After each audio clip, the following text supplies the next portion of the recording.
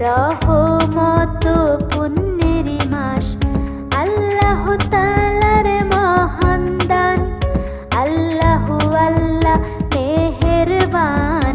আহলান সাহলান রমাজান রহমত পুণ্যের মাস আহলান সাহলান